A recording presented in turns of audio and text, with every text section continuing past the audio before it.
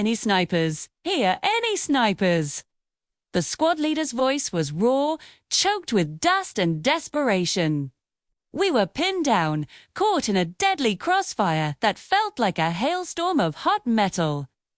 One by one, my comrades were falling.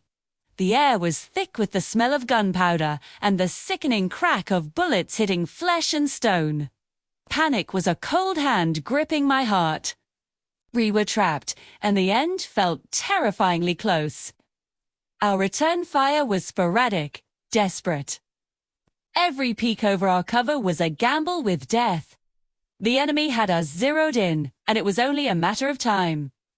Through the chaos, the squad leader's plea cut through the noise again. For the love of God, does anyone have long-range experience? Silence. Just the unending rattle of enemy machine guns. We exchanged hopeless glances. This was it. Then, a quiet movement caught my eye. It was Lena, the new recruit. She'd been with us for a few weeks, mostly sticking to herself. So quiet, you'd forget she was even there. Most of us had dismissed her as just a kid, too timid for the front lines. Now, in the heart of this nightmare, she was moving with a calm I couldn't comprehend. She crawled over to Sergeant Millier, who was slumped against the wall, his rifle lying beside him. She didn't say a word. She just gently took the high-powered rifle from his side. A few of the guys who saw her started to protest. "What are you doing, kid? That's not a toy." But the squad leader held up a hand, his eyes wide with a mixture of disbelief and a tiny flicker of hope. Lena worked on the rifle with a practiced efficiency that was mesmerizing. She checked the scope, adjusted the bipod, and chambered around with a smooth, decisive click. It was like watching an artist prepare their tools. There was no hesitation, no fear. Just pure, focused intent.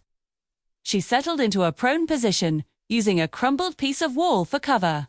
The rest of us just stared, our own weapons forgotten for a moment. What was she thinking? This quiet girl who barely spoke a word was about to take on a whole nest of entrenched enemies with a sniper rifle. It seemed like a suicide mission. She took a deep, slow breath, her body becoming unnaturally still. Her eye was pressed to the scope, and for a long moment, nothing happened. The world seemed to hold its breath, the only sound the relentless enemy fire. Then, crack. The sound of her rifle was sharp, distinct, a single note in the symphony of chaos. Across the ruined street, one of the enemy machine gunners jerked and fell silent. A lucky shot, I thought. It had to be. But then, another crack. A second gunner slumped over his weapon. The incoming fire lessened slightly. Lena didn't celebrate. She didn't even flinch. She just worked the bolt, chambered another round, and shifted her aim slightly. Crack. A third enemy soldier. One who was trying to reposition dropped out of sight. It was incredible. She was a phantom, a ghost of vengeance. She systematically dismantling the enemy's position with impossible precision. Each shot was a masterpiece of timing and skill. She was predicting their movements, finding them through smoke and debris. The hail of bullets that had us pinned down was now reduced to sporadic, panicked bursts. The tide was turning, and it was all because of this silent girl we had all so completely underestimated. With the pressure off, our squad leaders seized the opportunity. On me, move.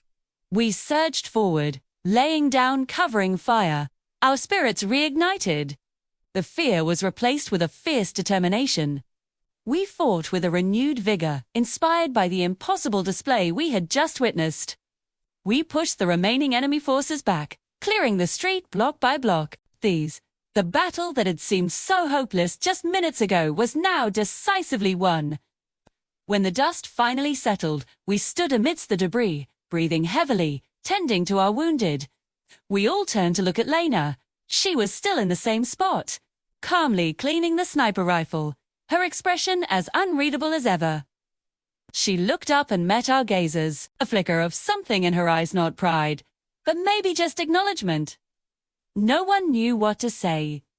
The squad leader walked over to her, his face etched with awe and gratitude.